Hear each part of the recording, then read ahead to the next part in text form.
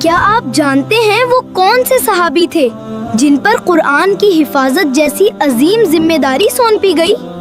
وہ تھے حضرت زید بن ثابت رضی اللہ عنہ۔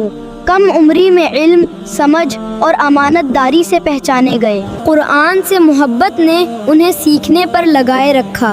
وہ آیات کو غور سے یاد اور محفوظ کرتے تھے۔